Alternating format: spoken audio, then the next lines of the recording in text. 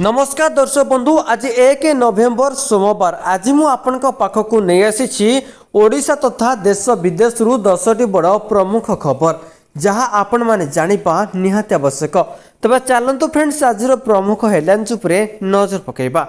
आसिला नवेम्बर मास पई corona guideline राज्य रे सुस्थ हेलाउ 450 कोरोना आक्रांत।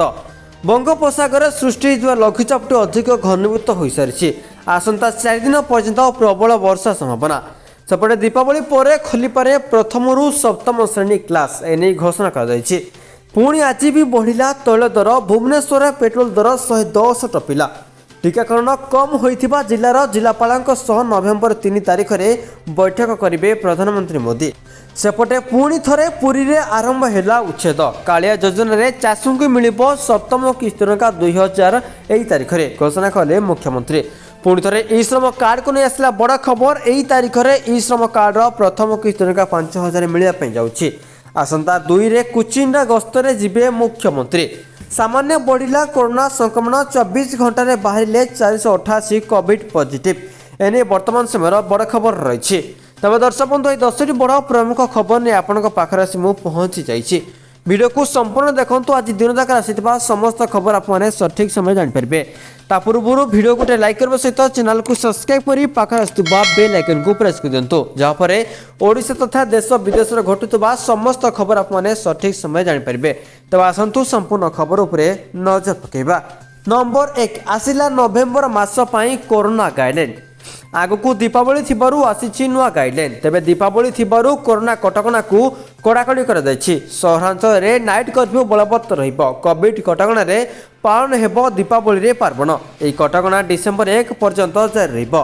हेले राज्य रे सप्ताहांत सडन हेबो नाही। राति 10 रु सकाळ 5टा जाय नाइट कर्फ्यू बलवत्त रहिबो। सेपर राज्य रे सप्ताहांत सडन लागू हेबो नाही।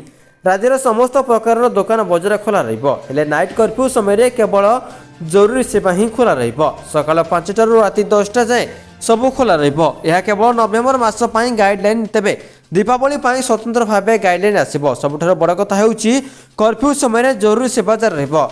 टेस्टिंग ट्रैकिंग ट्रीटमेंट को गुरुत्व दि जायछि। सेपरि आगु दीपावली काली पूजा को लक्ष्य करी कटकणा जारी कर दियछि। कटकणा मानि पार्वणर पालन करने को गाइडलाइन रे निर्देशनामा जारी होइछि। नंबर 2 आज राज्य रे सुस्थ हेलाउ 450 कोरोना आक्रांत। खोर्धारू सर्वाधिक डिस्चार्ज जानतु क्यों जिलू केते सुस्थ। राज्य रे सुस्थ हार लगातार भावे वृद्धि पाइबार लागिछि। एही क्रम रे आज सुस्थ होइछन्ते 450 कोरोना आक्रांत। एहाको मिसाई ओडिशा रे जाय मोट 10,29,147 जन आक्रांत सुस्थ हो सारे। एने ट्वीट करी सूचना दैछन्ति राज्य स्वास्थ्य एवं परिवार कल्याण विभाग। नंबर 3 बंगोपसागर सृष्टि होइतिबा लघुचापटी अधिक घनीभूत हो सारी। यार प्रभाव में आसंता 3 दिन पर्यंत ओडिशा रे प्रबल वर्षा संभावना रही।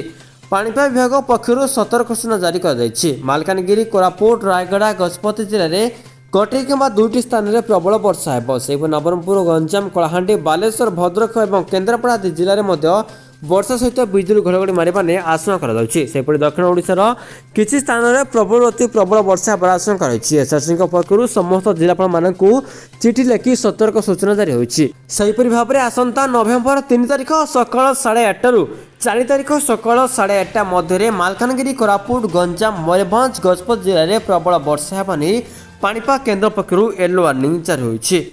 नंबर 4 दीपावली रे खोली पारे प्रथम रु सप्तम श्रेणी क्लास।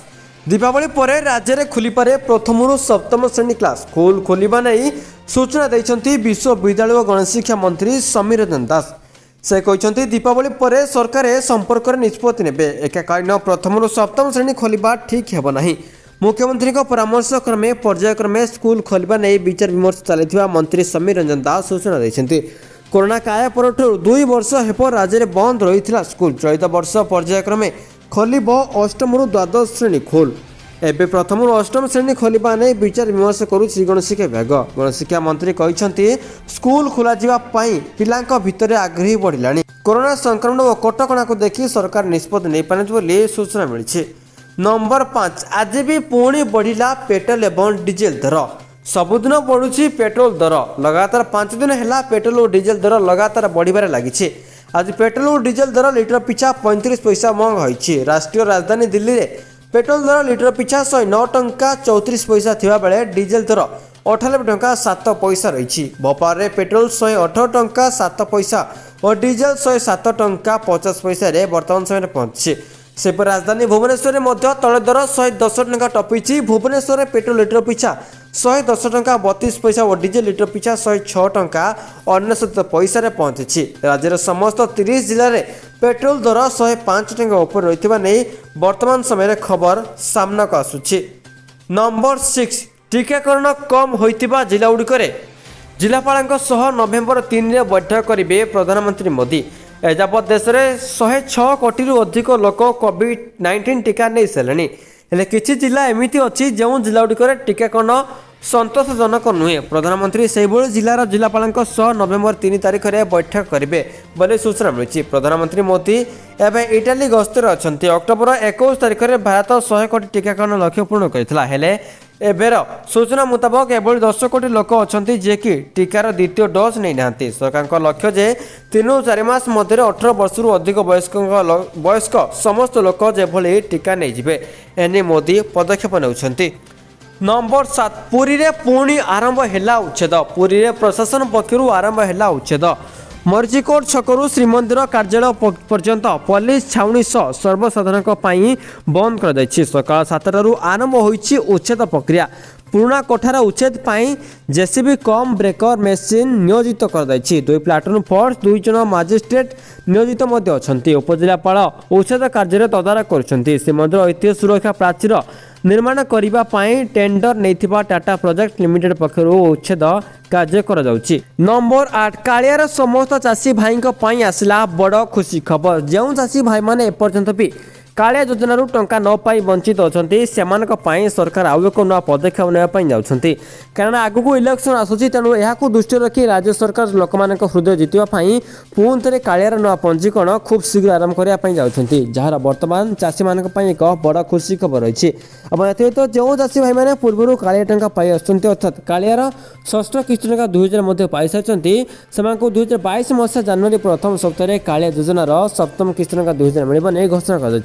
तेज दर्शक बंधु आपने एपर्यंत कालिया योजन केते टंका पाई निश्चित कमेंट माध्यम आमको जनातु जहाँफल जना पड़ ओडिशा रे केते जन कालिया योजना टंका पाई केते जन कालिया योजना टंका न पाई वंचित अच्छा निश्चित कमेंट माध्यम आपण मतामत जनातु।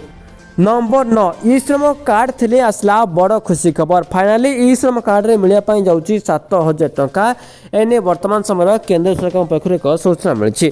तेज दर्शक बंधु ई श्रम कार्ड रे जो मैंने पंजीकरण कर सारी से लाभ उठे पारे। जो मैंने एपर्यंत भी ई श्रम कार्ड पर पंजीकरण करना से ई श्रम कार्ड कौन भी बेनिफिट पाइपर ना एने वर्तमान समय एक बड़ खबर रही। जदि आपने ई श्रम कार्ड पर पंजीकरण करना यथाशीघ्र पंजीकरण करनी जहाँफल आपणकर बहुत सारा बेनिफिट मिल पार। नंबर 11 सामान्य बढ़िला कोरोना संक्रमण 24 घंटे बाहर 488 कोविड पॉजिटिव। सेप्टेम्बर पर अक्टोबर भी आनीदे आश्वस्तिकर खबर।